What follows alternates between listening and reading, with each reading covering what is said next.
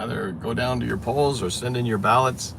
Do your citizenry duty and do that today. What's up, Ryan Snaggs? Hey, I'm doing this drive stream. I haven't done a drive stream in a while, and I thought I'd take this advantage since, first of all, it's beautiful out here. It's a beautiful sunny day in the Pacific Northwest, and fall colors are out. It is cool out there, but it's nice to have the sun out, and it feels like the sun is shining down on the Seattle Seahawks right now, coming off that big win the other day against the Arizona Cardinals. And so it's an exciting time right now. We got this big game coming up, the international game in Germany, and the Seahawks taking on the Bucks. It's going to be quite the game.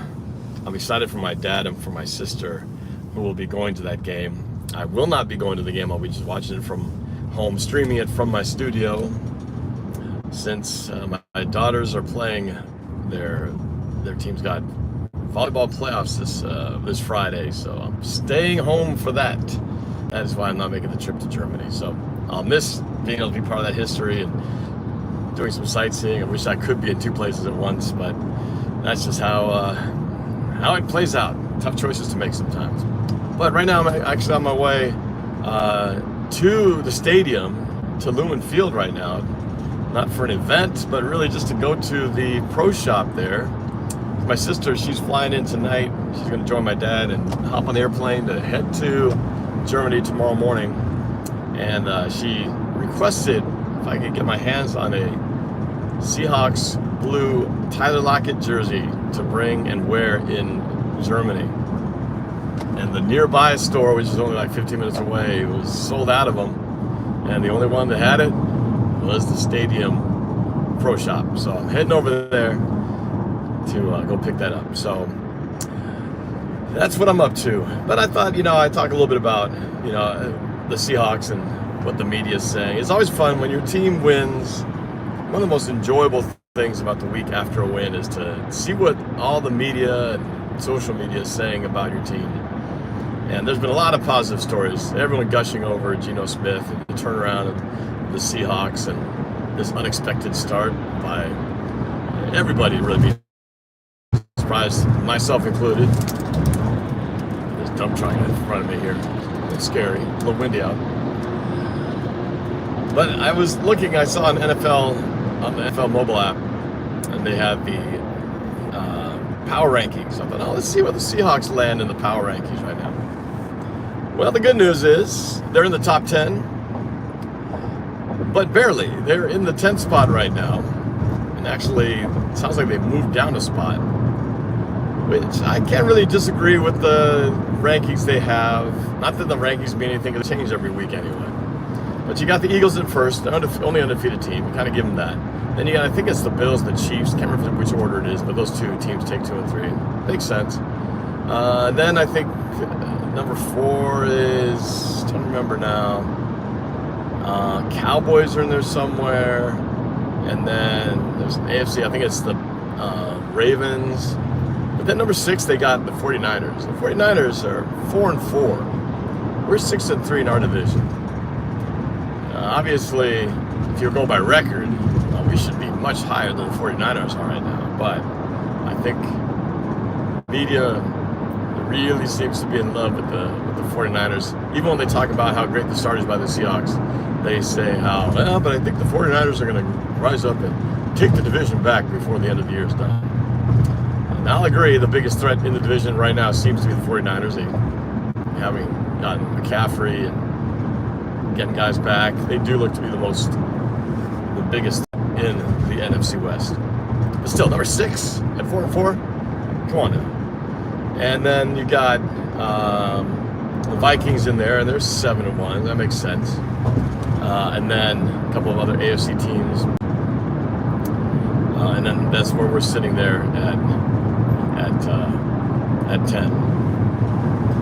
Now that one wasn't so bad. I was like, okay, at least we're in the top 10. And that list is going to change. And if we win this coming week, we'll be in an even better spot. But it's interesting. The Seahawks, I think, when it comes to the odds makers, up in down in Arizona, I believe we were 2.5-point underdogs against the Cardinals, and we smacked them around. Really shouldn't have even been that close. Won by 10 points, should have been more. But I was looking, I looked ahead. I thought, I wonder how the Buccaneers game is looking like. Who's the favorite in that game? And we know the Buccaneers just won, barely.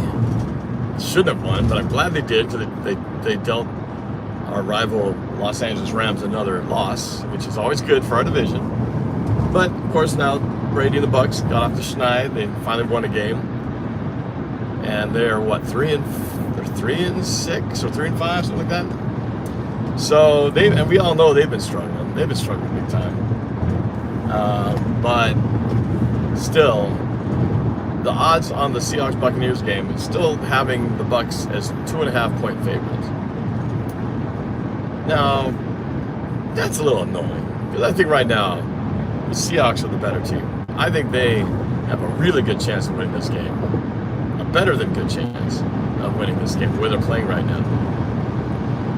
But I think the media loves the Bucks. They still love Tom Brady, and after they watch him lead that comeback to beat the Rams, I think everybody kind of tripped over themselves trying to, oh, he's back, he's got the magic.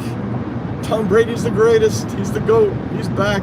He's turning around. That was the turnaround moment. Yeah, we'll see. We'll see.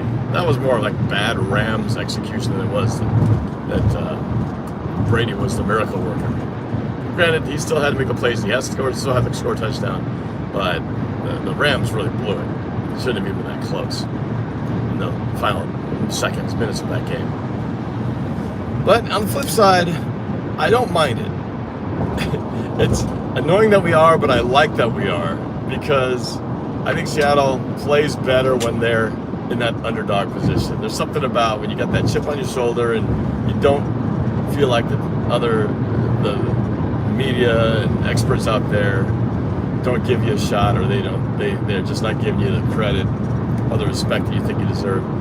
And whatever it takes to motivate the guys to prove others wrong, well, I'm all for it. I'm all for it. So I kind of like that fact. It's annoying, but I like it at the same time. That makes sense. You do that, you'd be annoyed and like something at the same time. So we'll see what happens. The game is going to be, I think, close. I keep saying every game is going to be close, and then the Seahawks won by double digits in like the last 4 games. But Tampa Bay does have a good defense. They put pressure on the quarterback. It's going to test our offensive line. They do have weapons on the offense. It's just been weird how they haven't been able to really click aside from that comeback. But they certainly haven't been rolling, but they have the potential to get rolling. So Seattle just have to kind of keep doing what they're doing, and just don't make the mistakes. The Seahawks, it should have been that close in that Cardinals game, but at the same time, they dodged some bullets. They could have been picked off a couple of times early in the game during drives where they could have, or where they did score. And if the Cardinals had picked us off earlier for 1 or 2 more times, that game would have been a whole different story. So, and we also got an interception that unfortunately got negated by a penalty. We also, I thought, got a fumble on a tackle of the Cardinals receiver that was ruled a fumble on the field and then overturned, which I don't get. I don't get the whole, what's a completed catch. It used to be the old, just 2 feet down and that's a catch. Now it's 2 feet and a football move, blah, blah, blah, blah, blah. I don't know what it is anymore. To me, he got 2 feet down and he was making a football move, but they probably said that was not the case. Anyway, but that would have been another turnover. So, in the same breath, the Cardinals also dodged a couple of their own turnover bullets, and it kind of negated itself out. We had the 1 pick six. That was really the only bad spot in the whole game. Otherwise, they shut down DeAndre Hopkins.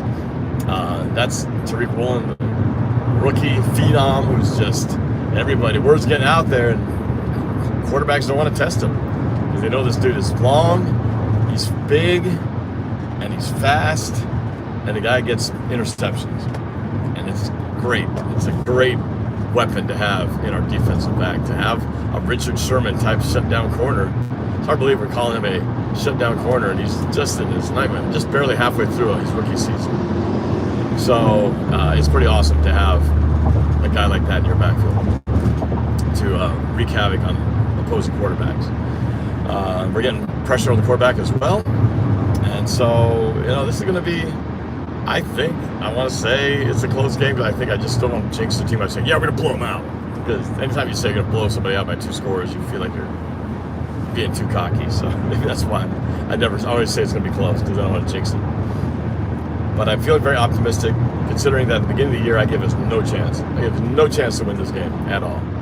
I said we were going to, in my music prediction video, I even said so much that that we had no shot at beating Tom Brady and the Buccaneers. But that's a different version than I expected this season. So, we'll see how things play out. Now, I'm very excited because I got a lot of views on this last video against the Cardinals, and a ton of people subscribed. And as you guys know, who've been with me for a while, I've been treading water at this 48,000, 49,000 range of subs, which I'm grateful to have, by the way. Don't get me wrong. But I've been wanting to hit that 50 mark for a while now, and it feels like it's just been like, just can't quite break the ceiling. Well, I'm only like 150 away. So I'm very confident, given what happened last week, and especially with the nature of this game, the fact that it's not going to be available on a ton of channels. I think you either have to have NFL Network, and in our case, if you're local, you can watch it on CBS on Channel 7 in the local market. But if you're watching from some other place and you don't have NFL Network, I'm pretty sure you can't watch this game. So a lot of people, I feel like, will head to my channel, which I welcome all of you to do so, because I will do my best to give you play-by-play description and accounts of what's going on, with making it as entertaining as possible as we keep track of the progress of that game. But since I have an optimistic feeling that I'll be able to break that 50,000 mark on Sunday, we are doing a big giveaway to celebrate when that happens. And my hope is to do it, if we can break it by halftime, we'll do it at the half. But and part of it why I'm going to this pro shop, besides getting something for my sis, is also to pick up something as a giveaway to celebrate 50,000 subscribers. And what I'm going to do is I'll get more instruction on the day of. But basically, once we hit 50, then I'm going to put up a link to join the Discord. And within Discord, we're going to have a channel there where you can join up and enter the 50K giveaway. And at halftime or at the end of the game, I'm going to do a drawing from the people who enter on Discord and do it on live during the broadcast, and do sort of like a last person standing, to be fair. And the last person whose name is left on the board screen, the prize, which I'm about to pick up at the pro shop today. So it'll be some kind of cool Seahawks swag. So if we get that set up in advance, you don't have to wait till Sunday. You can actually join once we have it set up days before the actual game. So we will be doing this exciting giveaway on Sunday, and I'm hoping to do it middle of the game during halftime if we hit that mark. So I'm excited. The idea of breaking 50 would be such a huge milestone. So if you want to sub it up now, feel free to. We'll inch our way closer and get that much closer to be able to hit 50 on screen live on the broadcast of the Seahawks Cardinals game. Not Cardinals, Seahawks Buccaneers game. So yeah, that's part of the celebratory plan on Sunday. So I hope you guys will join in part of that to watch as well as participate in the contest. It'll be a lot of fun. So I'm almost here. I'm going to give you a view of what downtown Seattle looks like right now. There you go. So there's, once you get past this overpass, this is coming off of I-5 northbound. Like I said, it's a beautiful day with the fall colors, the blue skies. There's a few clouds out there. That's T-Mobile Park on the left. That is Lumen Field on the right. if you've never been here before, the Pro Shop is on the west side, which is where I'm facing right now. The Pro Shop is on the west side of the stadium, on the ground floor. So I'm gonna park over there and hop in and see what they got. I haven't been in that Pro Shop in a long time, to be honest. But look how gorgeous this day is. Yeah, it's 45 degrees out, so it's a little schniddle nipply, but it is a fine, fine day. It's one of the beautiful times of the year. What's up, SG Sports Talk Channel? I see you, man. I see you. There's just a little walking tour, a little driving tour of the area around Soto. There's King 5, Channel 5. And I'm going to take a right here on First Avenue. First Avenue runs north-south along the west side of the stadiums. So there's the Lumen Field on the right. And I got to figure out where I'm going to park. I don't know exactly where I'm going to park right now. Now this is the corner, this is the street, this is Royal Brome, and this is the area, the street that runs between the two stadiums. So there's Lumen on the left and T-Mobile Park on the right. Home of the Mariners. I see Ed Sheeran's coming to town there with guest Khalid. There's the big poster images of the players. So this is where everybody is lining up for Touchdown City. You got the hot dogs and stuff. They actually have these things open right now. I didn't realize that they're open during the middle of the week. Gone there, Al's Gourmet Sausage. I haven't done as much lately because now that we have the stadium parking, I go straight to the parking garage. So I actually haven't been spending as much time here in Occidental Avenue in the last few years. So I got to find a place to park. This is kind of the parking area. And I'm just giving you guys the tour. So here's the west side of Lumen Field, and there's the Pro Shop right there. There, that's the Pro Shop. That's where I'm headed. I got a jersey with my name on it, on a hold for myself. And then this is where we get to the northwest side of the stadium, and that is where. Oops. Anyways, reception is getting a little spotty here, so I think I'm gonna jump off. But I might do a few shots from inside the Pro Shop when I get in there. So, well, thanks for watching, you guys. Actually, I gotta show you this. This is nice here. This is a good shot of Lumen Field going south on Occidental. Hopefully soon, Paul Allen Way.